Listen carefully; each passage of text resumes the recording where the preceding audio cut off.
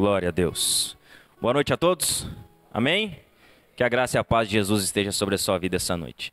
Em pé mesmo, assim como você está, você pode pegar a sua Bíblia e abrir ela comigo, no Evangelho de João, no capítulo 11. Evangelho de João, no capítulo 11.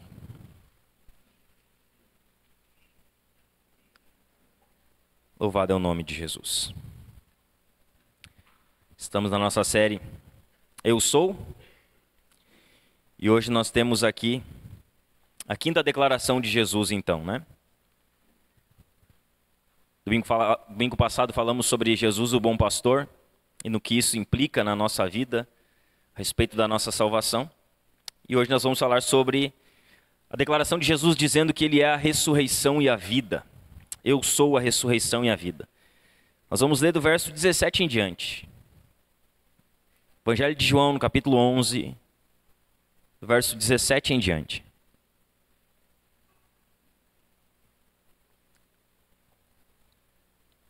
Todos encontraram? Acompanhe a leitura comigo. Diz assim: Quando Jesus chegou, encontrou Lázaro já sepultado havia 4 dias. Ora, Betânia ficava a mais ou menos 3 quilômetros de Jerusalém. Muitos dos judeus que vieram visitar Marta e Maria, a fim de consolá-las por causa do irmão. Marta, quando soube que Jesus estava chegando, foi encontrar-se com ele. Maria, porém, ficou sentada em casa. Então Marta disse a Jesus: Se o Senhor estivesse aqui, o meu irmão não teria morrido. Mas também sei que mesmo agora, tudo o que o Senhor pedir a Deus, Ele concederá. Jesus disse a ela: O seu irmão há de ressurgir. Ao que Marta respondeu: Eu sei que ele há de ressurgir na ressurreição, no último dia.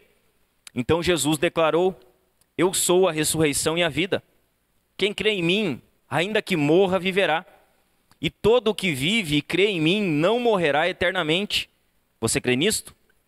Marta respondeu: Sim, Senhor, eu creio. Creio que o Senhor é o Cristo, o Filho de Deus, que devia vir ao mundo. Depois de dizer isto, Marta foi chamar Maria, sua irmã, e lhe disse em particular: O mestre chegou e está chamando você. Quando Maria ouviu isso, levantou-se depressa e foi até ele, pois Jesus ainda não tinha entrado na aldeia, mas permanecia onde Marta o havia encontrado. Os judeus que estavam com Maria em casa e a consolavam, vendo-a levantar-se depressa e sair, seguiram-na, pensando que ela ia ao túmulo para chorar. Quando Maria chegou ao lugar onde Jesus estava, ao vê-lo, lançou-se aos seus pés, dizendo: Se o Senhor estivesse aqui, o meu irmão não teria morrido.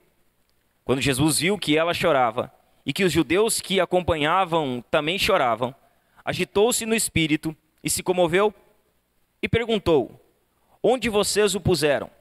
Eles responderam: Senhor, venha ver. Jesus chorou. Então os judeus disseram: Vejam quanto ele o amava. Mas alguns disseram: Será que ele que abriu os olhos ao cego não podia fazer com que Lázaro não morresse? Jesus, agitando-se novamente em si mesmo, foi até o túmulo, que era uma gruta em cuja entrada tinham colocado uma pedra. Então Jesus ordenou: Tirem a pedra. Marta, irmã do falecido, disse a Jesus: Senhor, já cheira mal, porque está morto há 4 dias. Jesus respondeu: Eu não disse a você que, se creres, veria a glória de Deus? Então tiraram a pedra, e Jesus, levantando os olhos para o céu, disse: Pai, graças te dou porque me ouviste. Eu sei que sempre me ouves, mas falei isso por causa da multidão presente, para que creiam que tu me enviaste. E depois de dizer isso, clamou em alta voz: Lázaro, venha para fora. Aquele que tinha morrido saiu, tendo os pés e as mãos amarrados com ataduras, e o rosto envolto num lenço. Então Jesus lhes ordenou: Desamarrem-no e deixem que ele vá. Se você puder, feche seus olhos, curve a sua cabeça por um momento e vamos orar ao Senhor. Senhor, em nome de Jesus, nós oramos a Ti nessa tarde e noite, Senhor, em que estamos aqui reunidos para cultuar o Teu nome, Senhor, bem dizer quem Tu é e aprender mais da Tua palavra, Senhor. Pai, em nome de Jesus, que o Senhor possa abrir o coração do teu povo aqui essa noite e falar com a tua igreja por meio da tua santa e poderosa palavra, Senhor. Nós possamos ouvir a tua voz, a voz do bom pastor, Senhor, emanando das escrituras, Senhor. Nós possamos ter a nossa vida alinhada com a tua vontade. Nós possamos ter a nossa fé, Senhor, fortalecida. E que nós possamos nessa noite, Senhor, sair daqui para viver uma vida que glorifique ao teu nome, Senhor. Nós te pedimos, fala com a tua igreja, Senhor. Usa-nos nas tuas mãos para a glória do teu nome. Que a tua palavra fale aqui nessa noite, Senhor. É o que nós te pedimos, Senhor. Em nome de Jesus. Amém. Você pode se assentar.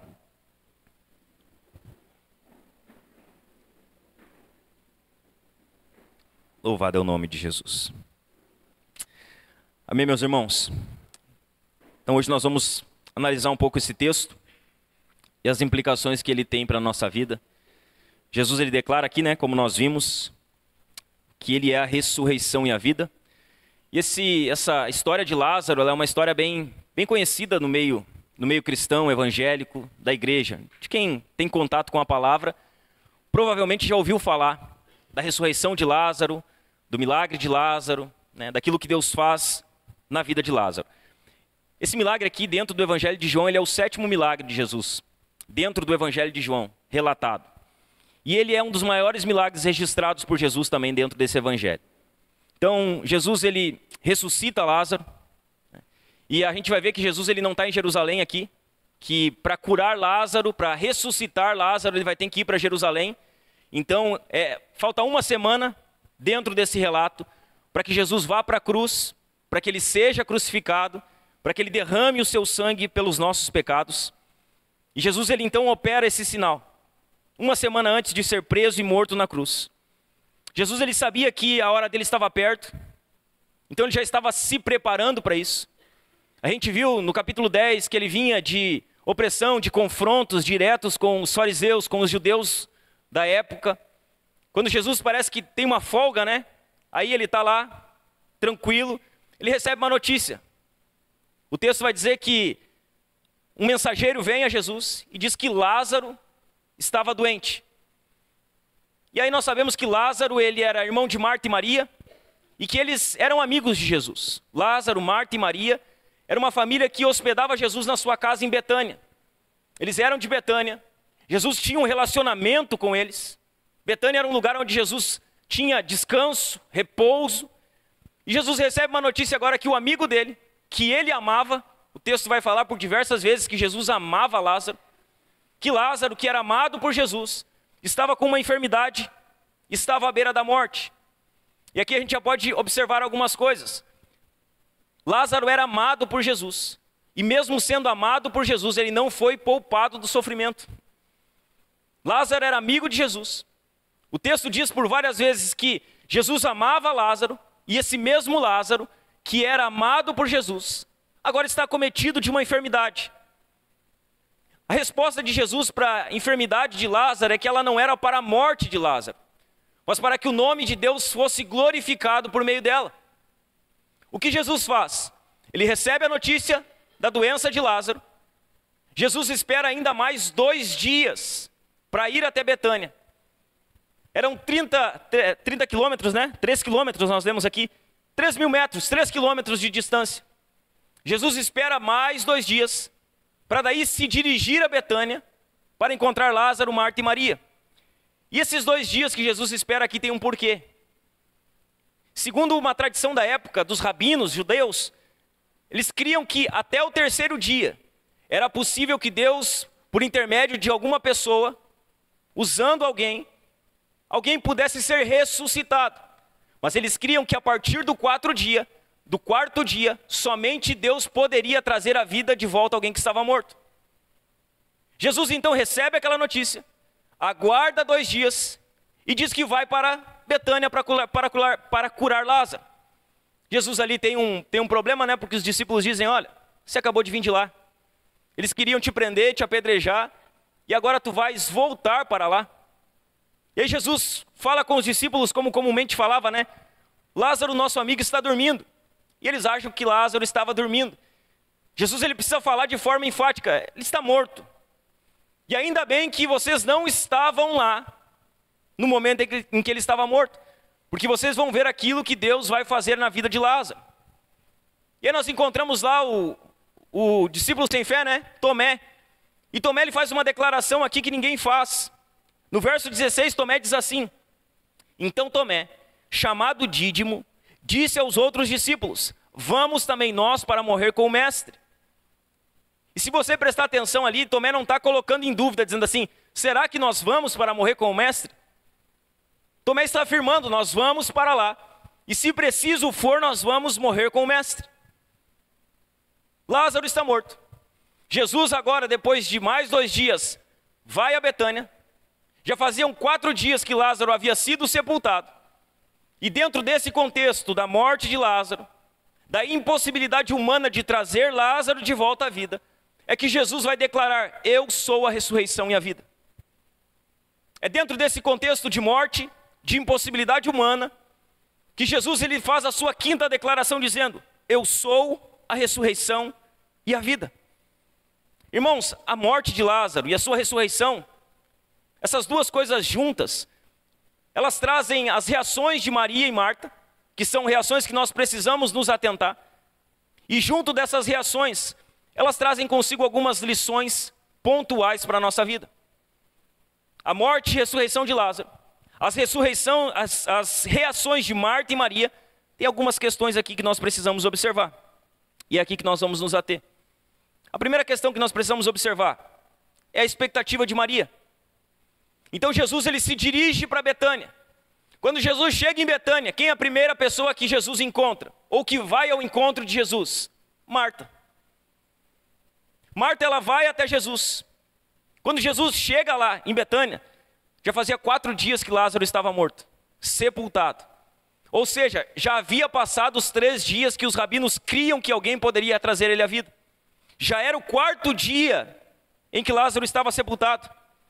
A casa de Marta e Maria, cheia de gente. Tinha gente lá visitando eles, consolando eles, pranteando com eles. A casa cheia de visitas, cheia de parentes, de amigos, de pessoas vindas de Jerusalém. Pessoas que estavam ali para consolar as irmãs, que é o que o texto vai dizer nos versos 17 a 19, diz assim: quando Jesus chegou, encontrou Lázaro já sepultado havia 4 dias. Ora, Betânia ficava a mais ou menos 3 quilômetros de Jerusalém.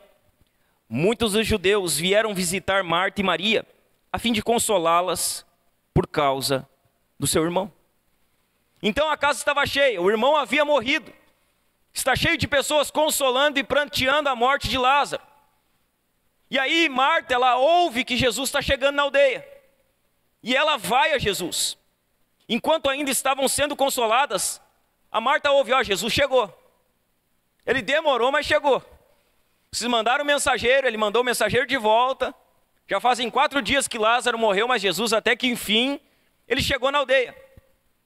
Quando Marta, ela ouve que Jesus chega, como nós sabemos que a personalidade de Marta era uma mulher inquieta, né? Você lembra lá, no texto de Lucas? Uma mulher que ela não tinha muita calma, não era uma mulher agitada, inquieta. A inquietude de Marta, como era próprio da sua personalidade, faz com que ela saia correndo ao encontro de Jesus. Enquanto Maria fica em casa, chorando. O verso 20 diz: Marta, quando soube que Jesus estava chegando, foi encontrar-se com ele. Maria, porém, ficou sentada em casa. A Marta ouve falar que Jesus está chegando e ela vai até ele. E aqui nós precisamos parar e observar algumas atitudes ou reações que Marta tem. A primeira delas, a Marta, quando vai a Jesus, ela está entre a decepção e a fé. Ela vai a Jesus, e como está o coração de Marta? Ela está decepcionada, por um lado, mas ao mesmo tempo ela ainda tem fé que aquela situação poderia ser mudada. Olha o que ela vai dizer para Jesus, nos versos 21 e 22. Então Marta disse a Jesus: se o Senhor estivesse aqui, o meu irmão não teria morrido. Ela está dizendo assim, ó: estou decepcionada, porque se tu tivesse vindo antes, ele estava vivo. Então ela estava, por um lado, decepcionada. Mas o verso 22 ela continua dizendo: mas também sei que mesmo agora, tudo que o Senhor pedir a Deus, Ele te concederá. Então a primeira atitude de Marta que a gente pode observar é que ela está, por um lado, decepcionada, mas por outro lado ainda nutrindo a sua fé. Ela vai a Jesus com um sentimento de decepção, porque Jesus não tinha chegado na hora que ela pensava que Jesus tinha chegado. Mas por outro lado, ela ainda tinha fé. Ela ainda estava crendo que Lázaro poderia ser ressuscitado. Ela lamenta a demora, mas ela crê que se Jesus orasse, Deus Pai ouviria a oração de Jesus e poderia tirar Lázaro daquele sepulcro. Veja bem, irmãos, o que vale destacar aqui é que Marta ainda ela não tinha o pleno conhecimento de que Jesus era Deus. Essa é a primeira atitude. Marta está entre a decepção e a fé. Uma segunda atitude de Marta que chama a atenção aqui é que Marta está entre o passado e o futuro. Olha o que ela vai dizer nos versos 23 e 24. Ela diz para Jesus diz para Marta assim: o seu irmão há de ressurgir. Ele vai voltar. E aí Marta responde no 24, ao que Marta respondeu: eu sei que ele há de ressurgir, na ressurreição, no último dia. Veja bem, Marta está entre o passado e o futuro. Só que Jesus não está nem no passado, nem no presente, nem no futuro. Jesus é atemporal, ele está fora do tempo. E por isso que às vezes é difícil de nós entendermos algumas coisas a respeito de Deus, porque nós achamos que Deus está aqui no Cronos, no nosso tempo, que Deus é dirigido pelo nosso tempo, pelo nosso relógio cronológico, e Deus é atemporal, ele está fora do tempo. Jesus, irmãos, não está preso às categorias do nosso tempo. Marta cria que Jesus poderia ter evitado a morte de Lázaro, ou seja, ele poderia ter intervido no passado. Marta, ela também, por outro lado, cria que Jesus poderia ressuscitar Lázaro dos mortos, só que lá na ressurreição do último dia, agindo no futuro. Como ela está? Ela está entre o passado e o futuro. Você não vê nenhuma menção de Marta crendo que Jesus poderia fazer um milagre no presente. Ela diz: se tu estivesse aqui, meu irmão não teria morrido, mas ele há de ressurgir, Marta. Não, eu sei que ele vai ressurgir na ressurreição dos últimos dias. Ela está entre o passado e o futuro. Ela não crê que Jesus poderia fazer o milagre no presente. Marta estava vacilando entre a fé e a lógica, irmãos, assim como muitos de nós vacilam. Muitos de nós é bem semelhante a Marta. A gente olha para o passado, olha para o futuro, mas esquece que Deus continua trabalhando no presente. Muitos de nós olham para o passado e dizem: mas Deus já fez isso e aquilo lá atrás. Aí a gente olha para o futuro: mas Jesus vai fazer no último dia. E parece que Jesus não faz mais nada hoje. Parece que Jesus ele não opera mais hoje. Parece que nós deixamos de crer que Jesus continua operando. Nenhum de nós tem dúvidas do que Jesus fez no passado. Coisas extraordinárias. Nenhum de nós tem dúvidas do que Jesus fará no final de todas as coisas, na ressurreição dos últimos dias. Mas muitos de nós têm dificuldade de crer que Jesus ainda hoje continua com o mesmo poder. Parece que nós não cremos mais que Jesus opera nas nossas vidas e no nosso meio. Parece que nós não cremos mais que Jesus ainda continua fazendo milagres. Veja bem, irmãos, nós não podemos viver apenas de lembranças que se passaram. E nem ficar vivendo também de promessas que podem vir a acontecer. Nós precisamos viver hoje. Olhe para mim, você precisa crer em Jesus hoje. Hoje. Não é amanhã. Não é depois de amanhã. Você precisa crer em Jesus hoje. Jesus, irmãos, ele não foi e ele nem será. Ele é a ressurreição e a vida. Jesus ele não é aquele que foi a ressurreição e a vida, ou aquele que será a ressurreição e a vida. Ele é a ressurreição e a vida. Ele é hoje, irmãos. Esse Deus que fez ontem é o mesmo Deus que faz hoje.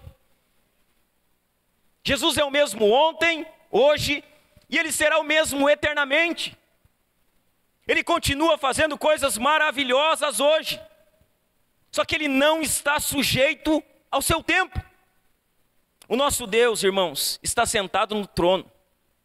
Ele está lá sentado no trono e Ele faz todas as coisas conforme o conselho da sua vontade.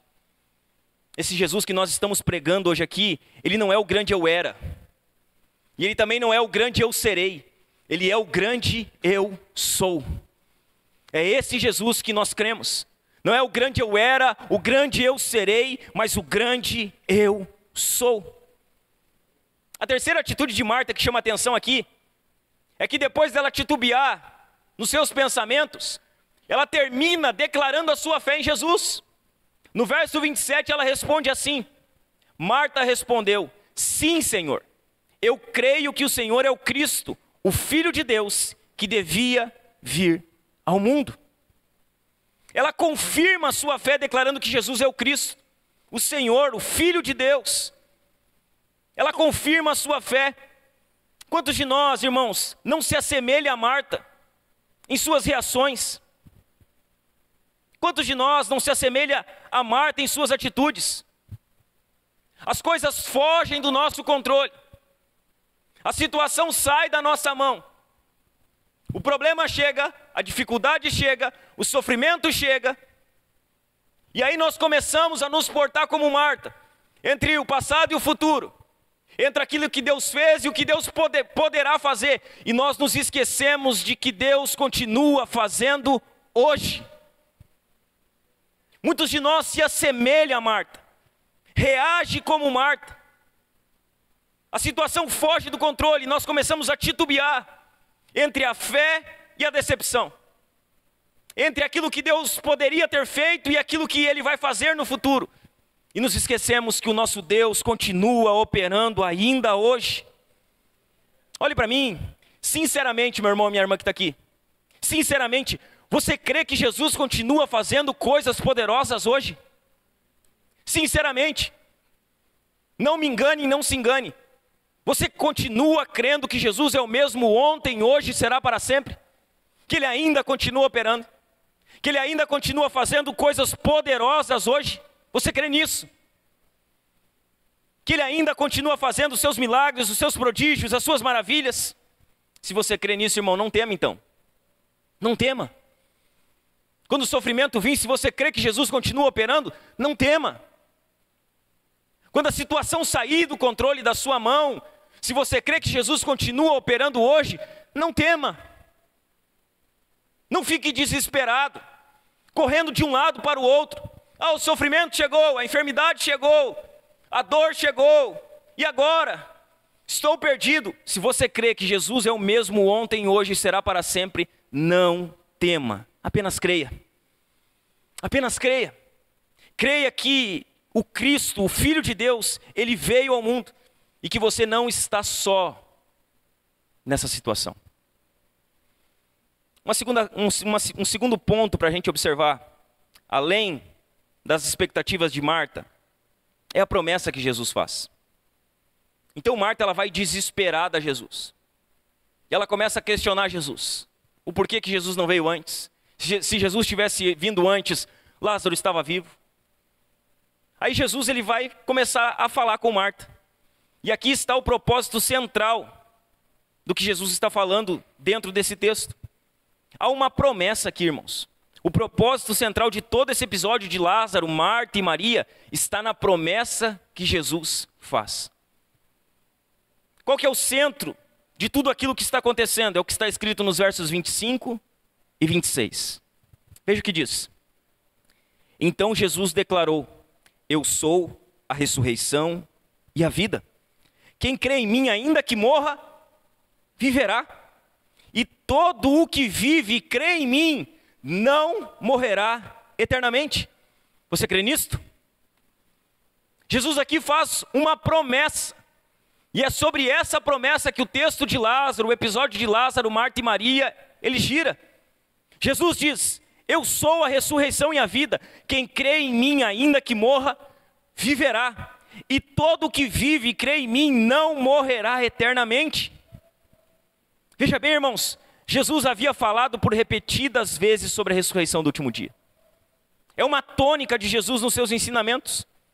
E quando Jesus faz essa afirmação que nós acabamos de ler aqui, há duas verdades importantes dentro dessas afirmações. A primeira delas, a primeira verdade importante, é que Jesus é a ressurreição e a vida. Ele é. Eu sou a ressurreição e a vida. Quem crê em mim, ainda que morra, viverá. Veja bem, irmãos, apenas Jesus tem autoridade para ressuscitar os mortos no último dia. Apenas Ele e mais ninguém. A ressurreição de mortos espirituais para a vida em Cristo, durante esta era, ela antecipa a ressurreição do corpo no fim desta era. Então toda vez que Jesus ele ressuscita alguém que está morto espiritualmente, que foi o que Ele fez comigo e com você, e por isso nós estamos aqui, Jesus está apenas apontando para aquilo que Ele fará no último dia, ressuscitando os mortos. Quando Ele revivifica ou vivifica alguém, Ele está apenas exemplificando que no último dia, assim como para a regeneração, somente Jesus é poderoso para trazer à vida alguém que está morto espiritualmente. Assim, para a eternidade, somente Jesus é poderoso para dar vida aos mortos. Somente Jesus. E mais ninguém. Veja bem, irmãos, o fato de que aqui e agora os mortos espiritualmente são vivificados, quando eles ouvem a voz do Filho de Deus, é a garantia de que sua voz ressuscitará os mortos no último dia. Irmãos, nesse dia, o último dia, o dia que nós vamos ter que nos encontrar com o Senhor, nesse dia, quando a trombeta de Deus ressoar, e quando Jesus vier em majestade e glória, na companhia dos seus poderosos anjos, naquele dia que será um dia grandioso, o dia em que a trombeta ressoará, um dia em que Jesus ele virá com os seus santos anjos, naquele dia que será um dia majestoso, irmãos, todos os mortos, todos eles, os salvos e os perdidos, eles ouvirão a voz e sairão dos túmulos. Alguns sairão para a ressurreição da vida, outros sairão para a ressurreição do juízo. Naquele dia todos ouvirão a voz de Jesus, os túmulos se abrirão, o mar dará os seus mortos, todos virão diante de Cristo, alguns para o juízo eterno, para a condenação eterna, outros para a ressurreição da vida eterna. Veja bem, meus irmãos, a ressurreição de Cristo é o seu brado de triunfo. Quando Jesus ressuscita ao terceiro dia, quando as portas do sepulcro se abrem, ali o brado de vitória de Cristo foi dado. Meus irmãos, os grilhões da morte não puderam reter a Jesus. A morte não pôde detê-lo. Jesus arrancou o aguilhão da morte.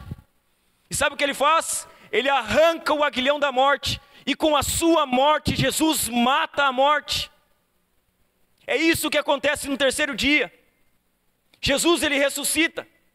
Ele toma o aguilhão da morte. E a morte foi morta pela morte de Cristo. E somente por isso há vida eterna. Jesus matou a morte com a sua morte e ressurreição. Ele tomou o aguilhão da morte, como Paulo diz em 1 Coríntios capítulo 15. Ele matou a morte com a sua morte. Ele ressuscitou dentre os mortos, como as primícias daqueles que dormem. O que isso significa, pastor? É que agora a morte não tem mais a última palavra. A morte não reina mais. A morte ela não tem mais a última palavra. A morte foi vencida, meus irmãos.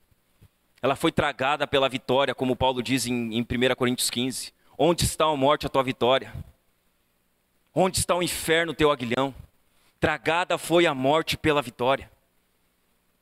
Jesus, ao ressuscitar, irmãos, Ele mata a morte. E agora a morte não tem mais a última palavra. Jesus, Ele é a ressurreição e a vida. E todos aqueles que nele creem, não estão mais debaixo do jugo da morte. A morte é o rei dos terrores para aqueles que não têm a Cristo. Terrível coisa é alguém morrer, irmão, sem ter a perspectiva da vida eterna. É coisa terrível. Para nós que estamos em Cristo, a morte, irmãos, não é mais o rei dos terrores. Ela já não nos assombra mais, porque nós sabemos que nós temos vida eterna com Cristo. que nós morremos uma vez aqui para viver eternamente com o Senhor. A morte não é mais o rei dos terrores, mas passamos agora da morte para a vida. Não precisamos ter medo do amanhã. Não precisamos. Às vezes os crentes eles estão com medo do que vai acontecer amanhã, o que eles vão fazer amanhã, de como eles vão resolver o problema amanhã, de como a vida deles vai ser amanhã, daqui 5 anos, 10 anos. A verdade é que nós não precisamos temer o amanhã, meus irmãos. Não precisamos mais ter medo do amanhã, porque a morte, irmãos, ela não é um ponto final na nossa existência. A nossa vida não termina quando morremos. O humanismo, irmãos, ele diz assim, viva a sua vida, aproveite a sua vida, desfrute da sua vida, você só vai viver uma vez. Então aproveite enquanto você tem saúde, enquanto você tem condições, viva, desfrute, aproveite. Isso é uma doutrina do humanismo. O humanismo prega o imediatismo, viva o aqui e agora, mas nós sabemos que a nossa vida não termina aqui. Nós sabemos que a nossa vida não termina quando o fôlego de vida é retirado de nós. Nós sabemos que a nossa vida ela não vai acabar aqui, então nós temos que cuidar como nós vivemos aqui. De que forma nós estamos levando a nossa vida aqui. A morte não é um ponto final na nossa existência. Nós caminhamos, irmãos, não para uma sepultura coberta de pó, mas para a ressurreição, uma ressurreição gloriosa. O nosso destino ele não é uma noite eterna de escuridão, mas a cidade santa, o paraíso de Deus. Lá onde o Cordeiro de Deus, ele será a sua lâmpada. No dia da ressurreição, nós vamos receber um corpo que será imortal. Um corpo onde a enfermidade não terá mais poder. Nós vamos receber um corpo incorruptível. Um corpo glorioso, poderoso. Um corpo celestial. Um corpo semelhante ao corpo de Cristo glorificado. E essa é a primeira promessa que Cristo nos faz. E a primeira verdade dela é que Jesus ele é a ressurreição e a vida. A segunda verdade dentro dessa declaração e dessa promessa de Jesus é que todo aquele que nele crê, todo aquele que nele vive, ele pode morrer, irmãos, mas ele não morrerá eternamente. É o que ele diz no verso 25, verso 26. E todo o que vive e crê em mim não morrerá eternamente. Não morreremos eternamente. Há duas verdades dentro disso aqui. A primeira delas, Jesus tem vida em si mesmo. Veja bem, irmãos, Jesus ele tem vida em si mesmo. Todos os seres que existem foram criados por Deus. Mas Deus ele não foi criado por ninguém. Tudo aquilo que é criado depende do próprio Deus. Mas Jesus, assim como o Pai, ele não deriva a sua vida de ninguém. Ou seja, Jesus é autoexistente. Jesus ele não é criado, ele é autoexistente, ele está além da criação. E ele existe desde a eternidade. Por isso que a Escritura vai dizer que Jesus ele é o Pai da eternidade. E o Criador de todas as coisas. Nenhum pecador, meus irmãos, pode gerar vida por si mesmo.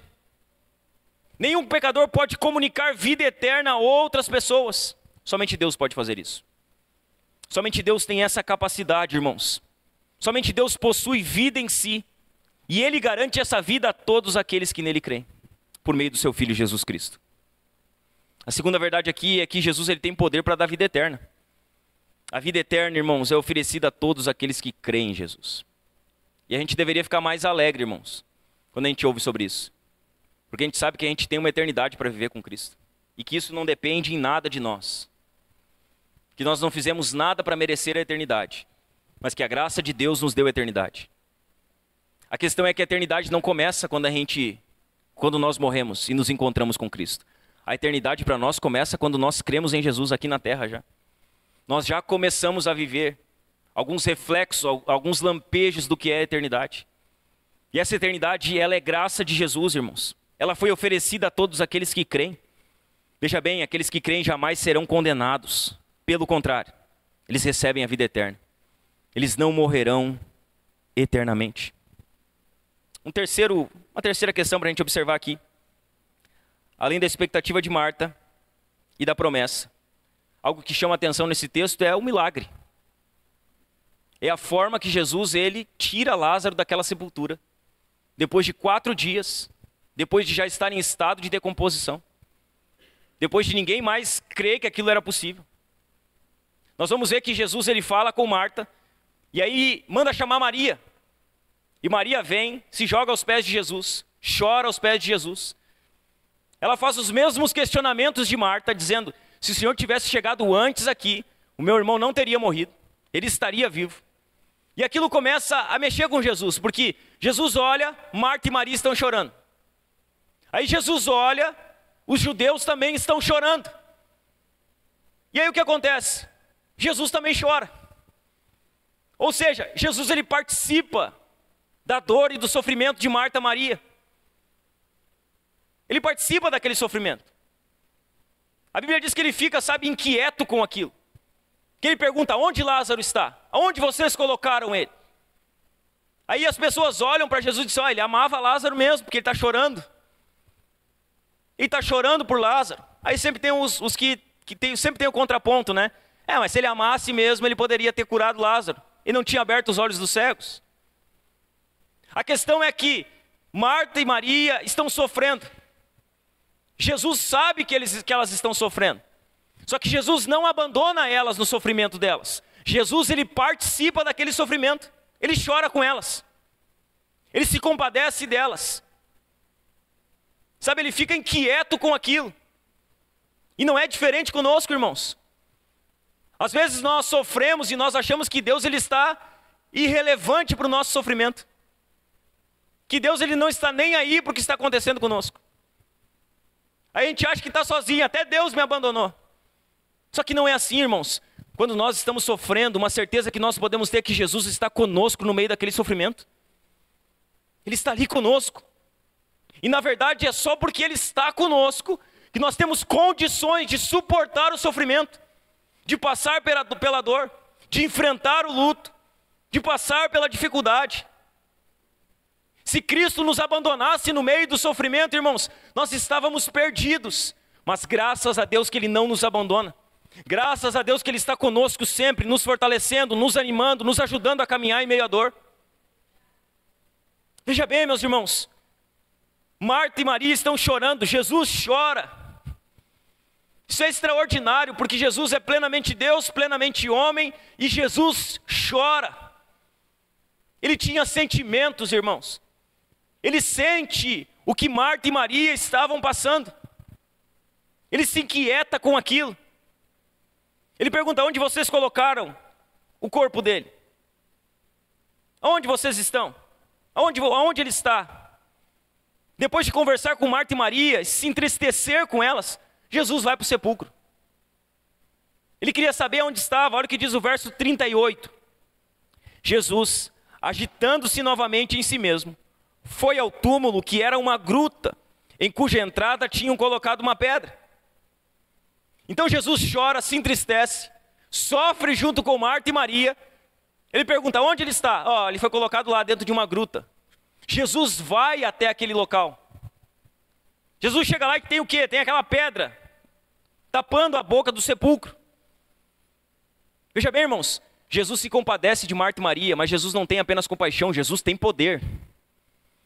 Jesus não é alguém apenas que se compadece, Jesus ele também tem poder.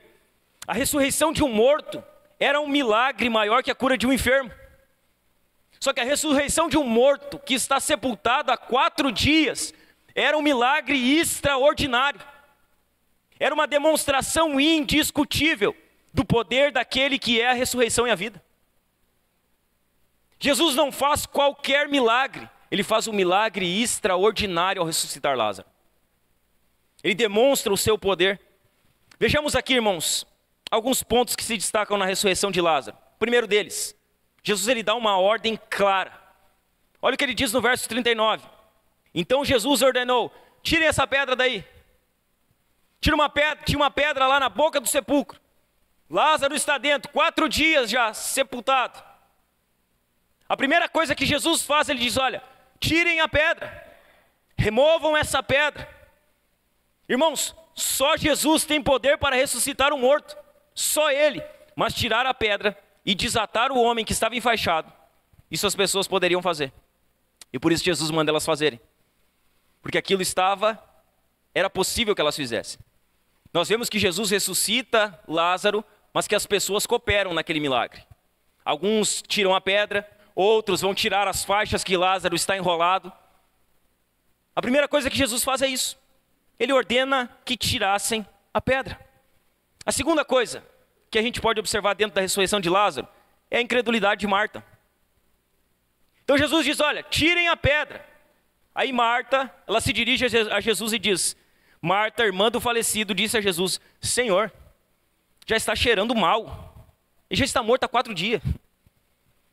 Não abre isso aí. Ele já está em estado de decomposição, ao cheiro. Se vocês abrirem isso aí, ninguém vai aguentar o cheiro. Já fazem 4 dias que ele está morto.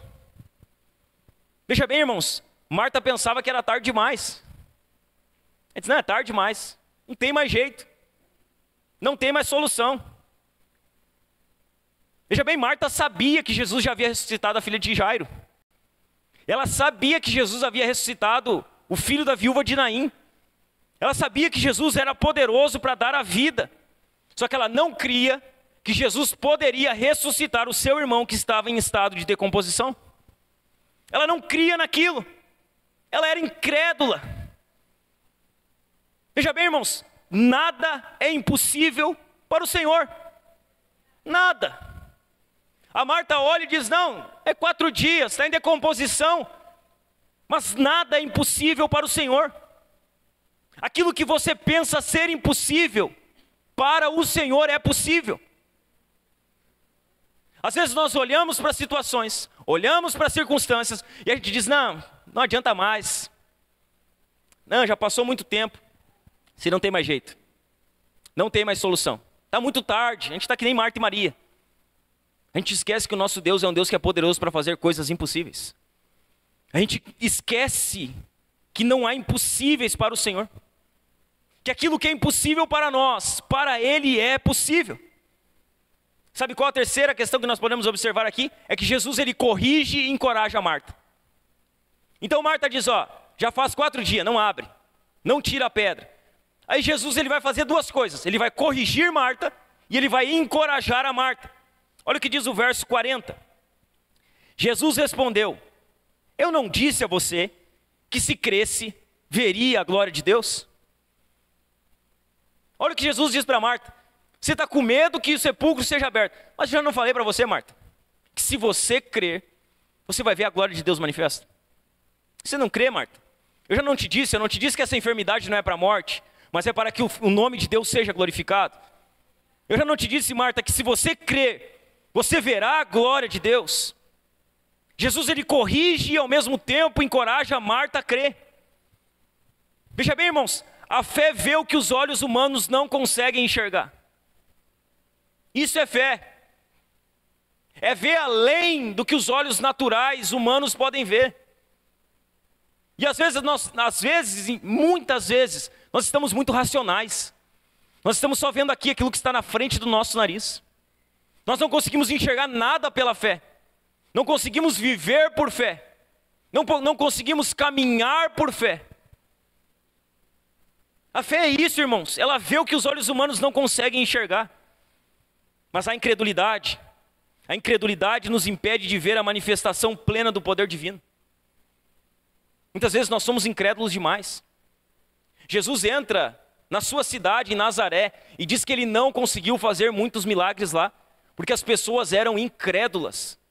Por causa da incredulidade das pessoas. Às vezes nós somos muito incrédulos. Nós não cremos que Deus pode fazer. Nós não cremos que Deus pode operar. Nós não cremos que Deus pode transformar a situação. E aí nós analisamos com os olhos naturais. Tá assim, não vai dar certo. Isso vai acabar assim. Mas não tem como isso aqui funcionar. Vai terminar aqui. Não, aquela pessoa lá não tem cura. Capaz, ela está com uma doença incurável. Essa doença aí, nunca vi ninguém ser curado dessa doença. Ela vai morrer com essa doença. E aí nós que somos crentes, o povo da fé, às vezes nós vivemos mais na incredulidade do que na fé. Às vezes nós deixamos de crer, de olhar com os olhos da fé, de enxergar além daquilo que os nossos olhos naturais podem ver. E aí nós não vemos a manifestação do poder de Deus, da glória de Deus. O que Jesus diz para Marta? Marta, se você crer, você vai ver a glória de Deus. Se você crer, Marta, você vê a glória de Deus. Em vez de duvidar, de questionar, de Marta deveria crer. Sabe o que ela faz? Ela questiona Jesus, ela lamenta pelo irmão ter morrido, ela duvida que o irmão poderia sair daquele sepulcro. Ela só tinha que fazer uma coisa, irmãos, crer. Só que ela está ali, questionando, duvidando, lamentando. É exatamente assim que você deveria se portar. Você deveria crer. Às vezes você para, questiona Deus. Você para, duvida de Deus. Você para, fica lamentando pelas coisas que dão errado. Ah, mas isso aqui não deu certo. Ah, mas nananana. E você não crê. Você não vive pela fé. Você não dá um passo de fé. Você fica vivendo apenas com aquilo que está diante dos seus olhos. E a sua vida ela é dirigida de forma muito racional. O culto é racional, mas o crente vive pela fé. O crente precisa enxergar as coisas com a ótica da fé. Dá para questionar, irmãos. Questiona, duvida, lamenta, mas não crê. Não coloca a sua fé em ação. Veja bem, a dúvida é inimiga da fé. É isso que é. Sabe qual é a maior inimiga da fé? A dúvida. Sabe como a maioria de nós vive? Com dúvida. A gente faz as coisas com dúvida, ou deixa de fazer as coisas porque tem dúvida se vai dar certo ou não. Deixa de tomar decisões porque tem dúvida se vai dar certo ou não. É isso que a dúvida é inimiga da fé. A incredulidade, ela agiganta os problemas e ela pequena Deus. Sabe o que a incredulidade faz? Ela faz com que o problema pequeno seja um problema gigante. E ela faz com que o Deus gigante seja um Deus minúsculo. Um Deus pequeno. Isso é incredulidade. Nós olhamos para o problema e, que problemão, meu Deus do céu. E aí nós olhamos para Deus, parece que Deus ele é tão menor que o problema que a gente está passando. Ele é tão menor do que a situação que a gente está enfrentando. Isso é incredulidade. Incredulidade é exatamente o que acontece com o exército do rei Saul, em 1 Samuel capítulo 15, 16. Eles olhavam para aquele gigante lá, e eles achavam que aquele gigante, meu Deus do céu, o gigante é muito grande, é o Golias. Ninguém pode com ele. O que a incredulidade deles, o medo deles fez com que o gigante fosse maior do que se parecia ser. Aí vem o Davi que ainda era um menino. E o que Davi diz? Se você ler o texto, você vai prestar atenção que Davi não olha para o gigante, Davi olha para Deus. Ele diz, quem esse filisteu incircunciso pensa que é? Quem ele acha que é? Para afrontar o Senhor dos Exércitos. O exército de Saul está olhando para o problema, incrédulo, faz com que o problema seja maior do que parecia ser. Mas Davi não, Davi ele conhecia quem era o Deus dele. Davi ele não diminui quem Deus é, ele diminui o problema que estava diante dele. A incredulidade, irmãos, ela faz exatamente isso. Ela faz com que o problema se agigante e com que Deus se apequene. Veja bem, nós não somos chamados a duvidar, mas a crer. Se você tem vivido na incredulidade, abandone isso hoje, irmão. Abandone isso hoje, minha irmã. Deus não nos chamou para viver na incredulidade, na dúvida, sempre no medo. O medo é um demônio. O medo é um demônio que toma a vida de muita gente. Muita gente não faz nada por causa do medo, tem medo. Deus não nos deu o espírito de temor, mas de ousadia, irmãos. Muitas vezes nós estamos olhando, estamos temerosos, estamos duvidosos. Deus não nos chamou para dúvida. Deus nos chamou para viver pela fé, para crer. Uma quarta questão que chama atenção no milagre aqui é que Jesus ele agradece antes do milagre acontecer. Então veja bem, Jesus está lá e Jesus, antes de mandar Lázaro sair para fora, Jesus faz uma oração de ação de graças. Ele agradece antes que o milagre aconteça. Antes que a situação tivesse mudado. Antes que Lázaro saísse do sepulcro, o que Jesus faz? Ele agradece. Os versos 41 e 42 dizem assim: Então tiraram a pedra, e Jesus, levantando os olhos para o céu, disse: Pai, graças te dou, porque me ouviste. Eu sei que sempre me ouves, mas falei isso por causa da multidão presente, para que creiam que tu me enviaste. A pedra é removida e o que Jesus diz? Obrigado, Senhor. Obrigado que o Senhor me ouviu. Na verdade, eu sei que tu sempre me ouve, mas eu estou agradecendo aqui para que essas pessoas saibam que foi o Senhor que me enviou. Jesus, ele agradece antes que o milagre aconteça. Ao mesmo tempo em que a pedra é tirada e todo mundo está olhando para dentro do túmulo, Jesus está olhando para o alto e agradecendo.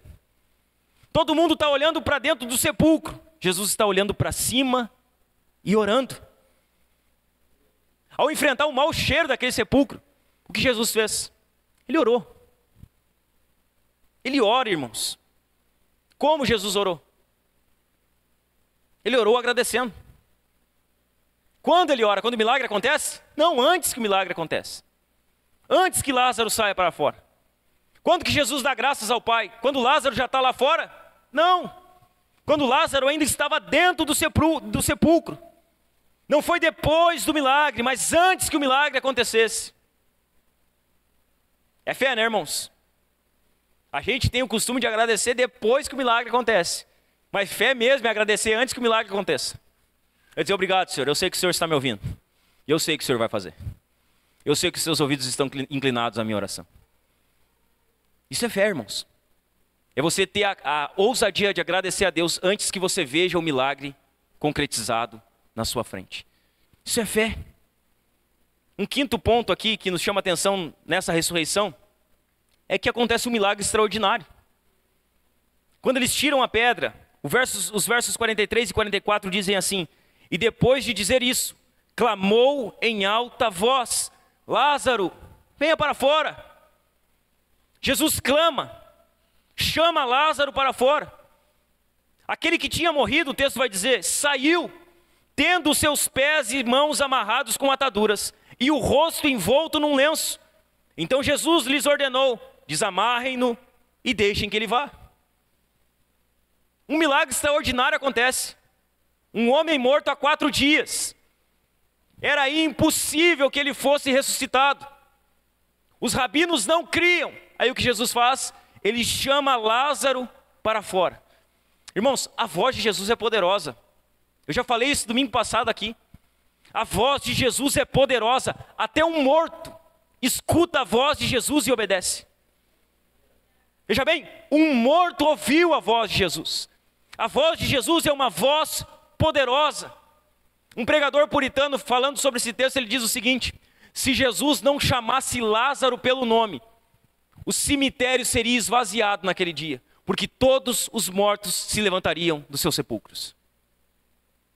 Por isso Jesus ele chama: Lázaro, venha para fora. Veja bem, irmãos, Lázaro, mesmo morto, ele pôde ouvir a voz de Jesus. No dia final, na segunda vinda de Cristo, os mortos também ouvirão a sua voz e sairão dos túmulos. O que está acontecendo com Lázaro é apenas uma amostra do que acontecerá no dia da vinda do Senhor. No dia da vinda do Senhor, os mortos ouvirão a voz de Jesus e todos eles sairão dos seus túmulos. Olha o que diz João, capítulo 5, nos versos 28 e 29. O próprio Jesus diz assim: não fiquem maravilhados com isso, porque vem a hora em que todos os que se acham nos túmulos ouvirão a voz dele e sairão. Os que tiverem feito o bem para a ressurreição da vida, e os que tiverem praticado o mal para a ressurreição do juízo. O que Jesus está fazendo com Lázaro aqui é apenas uma amostra do que acontecerá no último dia, no glorioso dia do Senhor. O próprio Evangelho de João diz: todos ouvirão a sua voz, todos sairão dos túmulos, alguns levantarão para a ressurreição eterna, pelo bem que fizeram, mas muitos ressuscitarão para o juízo, porque praticaram o mal. Meus irmãos, no dia da segunda vinda, todos aqueles que taparam os seus ouvidos ao chamado do Evangelho, eles ouvirão a voz de Jesus. Todos eles. Todo joelho vai ter que se dobrar. Toda língua vai ter que confessar que Jesus é o Senhor. Tem muita gente que está tapando os ouvidos para o chamado de Jesus. Hoje ainda é possível tapar. Naquele dia ninguém conseguirá tapar os seus ouvidos. Todos ouvirão a voz do Senhor. E aqueles que taparam os seus ouvidos, eles ressuscitarão para o juízo eterno. Irmãos, Lázaro, ele ouve a voz de Jesus. Ele atende a voz de Jesus. E ele sai da caverna. Ele sai daquela caverna, após ouvir a voz de Cristo. Lázaro agora está vivo. Ele sai lá que nem uma múmia, né? Todo enrolado em atadura. E aí Jesus diz para as pessoas que estão lá: agora vocês fazem a parte de vocês. Agora vocês vão e ajudem a desatar ele e deixem com que ele vá. Jesus, ele faz um milagre extraordinário na vida de Lázaro. Veja bem, irmãos, eu quero falar aqui ainda sobre qual o propósito desse milagre.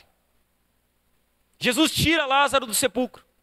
Depois de 4 dias morto, Jesus coloca ele de pé, traz ele de volta à vida. Mas qual o propósito do milagre da ressurreição de Lázaro? Há 3 propósitos claros aqui com esse milagre. 3 propósitos claros com o milagre da ressurreição de Lázaro. O primeiro propósito do milagre: a manifestação da glória de Deus. Sabe qual o primeiro propósito de Jesus ao tirar Lázaro de dentro daquele sepulcro? Glorificar o nome de Deus. Jesus, ele queria glorificar e manifestar a glória de Deus. Irmãos, tudo que Jesus ensinou e fez tinha um alvo: a glória de Deus. Esse era o alvo de Jesus. Ele ensina e faz coisas para a glória de Deus. A glória do Pai era o maior alvo de vida de Jesus. Jesus, ele vem para revelar o Pai e para mostrar como é o coração do Pai. E ele nunca foge desse ideal. A morte e ressurreição de Lázaro, ela foi uma oportunidade para que Deus fosse glorificado. Então Lázaro sai daquele sepulcro. E o que acontece? Deus é glorificado com aquele milagre. O nome do Senhor é exaltado. A coisa mais importante, meus irmãos, a coisa mais importante, olhe para mim porque isso aqui é importante. A coisa mais importante em nossas vidas não é que nós sejamos poupados dos problemas e dos sofrimentos. Não é. A coisa mais importante das nossas vidas é que a gente glorifique a Deus em tudo aquilo que a gente faz e é. Esse é o nosso alvo de vida. Esse é o propósito da nossa vida como crente. Tudo aquilo que a gente faz, tudo aquilo que nós somos, tudo isso deve redundar em glória para Deus. Nós olhamos para Jesus e Jesus só tinha como alvo a glória de Deus. Nós, como cristãos, precisamos olhar para Jesus e ter como alvo a glória de Deus. Viver uma vida que glorifica a Deus. Fazer as coisas para a glória de Deus. Ter como alvo glorificar a Deus. É o que diz 1 Coríntios capítulo 10, versículo 31. O apóstolo Paulo, ele diz: portanto, se vocês comem ou bebem, ou fazem qualquer outra coisa, façam tudo para a glória de Deus. Esse deveria ser o nosso alvo. Independente de onde estamos e do que fazemos, nós teríamos que ter como alvo: eu preciso glorificar a Jesus com aquilo que eu estou fazendo. Eu preciso glorificar a Jesus com a minha vida. Esse deveria ser o nosso alvo. Quer comamos, quer bebamos, quer trabalhamos, quer façamos qualquer outra coisa, o nosso alvo deveria ser: eu preciso glorificar a Deus com isso. Aquilo que eu estou fazendo precisa redundar em glória para Deus. Quem eu sou precisa redundar em glória para Deus. A vida que eu vivo precisa redundar em glória para Deus. Esse deveria ser o alvo de vida de cada um de nós como cristãos. Meus irmãos, vocês têm buscado viver dessa maneira?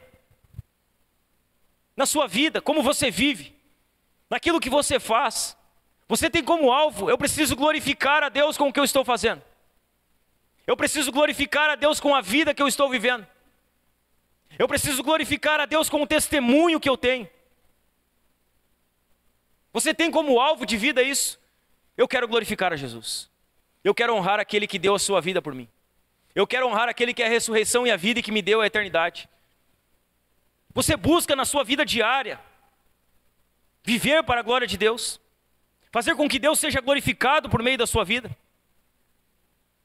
No seu casamento, você que é casado, no seu casamento, você convive com o seu cônjuge, você se dedica para que o seu casamento seja um casamento que glorifique a Deus. Nós falamos em glorificar a Deus e a mente religiosa acha que se glorifica a Deus na igreja. E aí nós dividimos, sabe? Somos dicotomizados.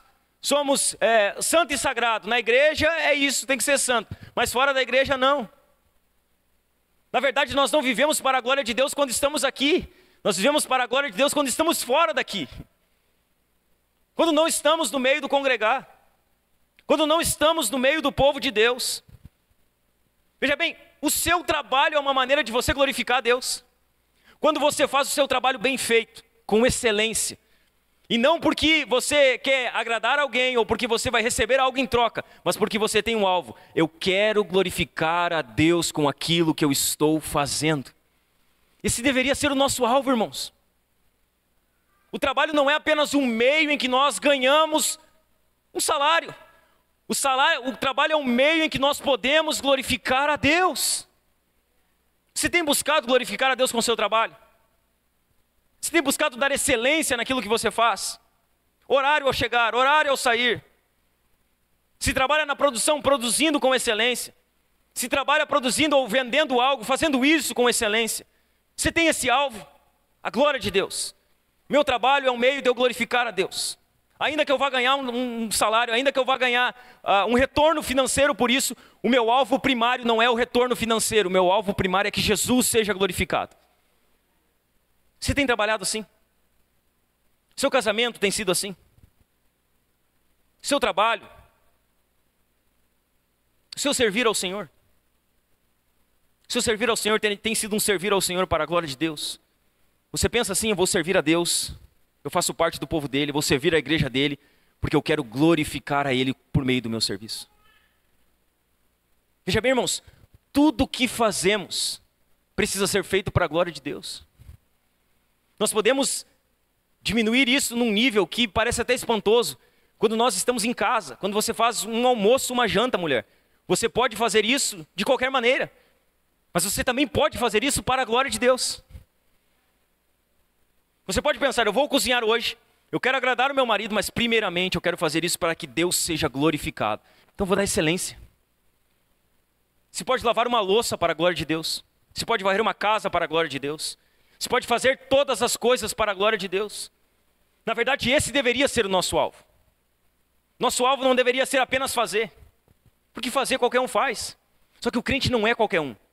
O crente não deveria ser qualquer um. O crente deveria fazer diferente do que todo mundo faz. Porque ele tem um alvo que é a glória de Deus. E esse é o primeiro propósito do milagre. O segundo propósito que Jesus tinha com aquele milagre é despertar a fé. Então ele faz aquele milagre para que a fé de Marta, de Maria, dos judeus fosse despertada. Para que eles crescem. Irmãos, o milagre ele não é um fim em si mesmo. Deus não faz milagre por fazer. Deus ele tem um propósito ao fazer um milagre. E o propósito de um milagre é abrir as portas para a fé salvadora. Para que a pessoa coloque a sua confiança em Jesus. Jesus não cura alguém para curar e dizer, vai embora, viva a sua vida e vá para o inferno curado. Se ele curou uma pessoa, o propósito daquela cura é que a fé salvadora se abra para ela. Para que ela passe a confiar em Jesus. Irmãos, os milagres de Jesus sempre tiveram um fim pedagógico. Sempre. Os milagres dele ensinavam, revelavam verdades espirituais. Por exemplo, quando Jesus multiplica os pães, o que ele estava fazendo? Ele estava ensinando que ele é o pão da vida. Quando Jesus ele abre os olhos do cego, lá em João 9, o que ele estava querendo ensinar com aquilo? Que ele é a luz do mundo. Quando Jesus, irmãos, ressuscita Lázaro, o que ele está querendo ensinar? Ele está querendo ensinar que ele é a ressurreição e a vida. Seus milagres são pedagógicos. Jesus ele tinha o propósito de fortalecer a fé dos discípulos, de fazer Marta crer antes de ver a glória de Deus, de despertar a fé salvadora nos judeus que estavam presentes no túmulo de Lázaro. E o que nós vamos ver se nós lemos a sequência do texto é que muitos judeus creem. É que muitos judeus colocam a sua fé em Jesus. Jesus, irmãos, ele tinha o propósito de proclamar que a vida futura só pode ser alcançada pela fé nele e que a morte não tem a última palavra para aqueles que creem. Um terceiro propósito que Jesus queria revelar com a ressurreição de Lázaro é revelar a sua entrega pela morte. Então Jesus está ali revelando que ele se entregaria para matar a morte. Quando foi a Betânia, Jesus estava disposto a glorificar o Pai em dois aspectos. O primeiro, pelo milagre da ressurreição de Lázaro. E o segundo, pela sua disposição de cumprir o plano do Pai, de dar a sua vida em resgate do seu povo. Depois daqui, Jesus vai caminhar para a cruz. Depois daqui, ele vai se dirigir para o Getsemane, vai começar a se despedir dos discípulos, vai ser traído por Judas. Então ele volta para Betânia, e a partir de Betânia ele começa a caminhar para a cruz. Ele começa a arrumar para o seu propósito. Veja bem, irmãos, os membros do Sinédrio, eles pensavam que estavam no controle da situação. Que eles estavam orquestrando lá a prisão de Jesus. Mas tudo o que estava acontecendo aqui estava debaixo do propósito e do plano de Deus. A morte de Cristo, meus irmãos, ela não era apenas uma orquestração dos homens, mas sobretudo o plano do Pai. Ir para Jerusalém, ir para o lugar onde ele daria a sua vida, estava dentro deste plano. Eu concluo aqui, irmãos, dizendo para você que Jesus ele veio ao mundo para morrer. E com a sua morte, matar a morte. Jesus ele veio para tirar o aguilhão da morte e triunfar sobre ela. A morte, irmãos, o rei dos terrores, ela não pôde deter Jesus. A morte não pôde segurar ele. Jesus abriu o seu túmulo de dentro para fora. Ninguém abre o túmulo de Jesus. O túmulo de Jesus ele se abre de dentro para fora. E a partir dali, Jesus abre o caminho para todos que nele creem. Como primícia daqueles que dormem. Jesus é a vida, porque todos os que nele creem, mesmo que morram fisicamente, jamais morrerão eternamente. A morte agora não tem mais a última palavra. E bendito seja o nome do Senhor por isso, meus irmãos. A morte não pode mais nos deter. Veja bem, a morte não é o fim das nossas vidas. O nosso fim não é o sepulcro. O nosso fim não é o túmulo. O nosso fim não é 7 palmos para baixo da terra. A nossa vida não termina ali. A nossa vida não acaba ali. A morte não tem mais a última palavra. Ela foi tragada pela vitória avassaladora e inconfundível de Cristo. Um dia, irmãos, e eu creio que esse dia cada vez mais se aproxima.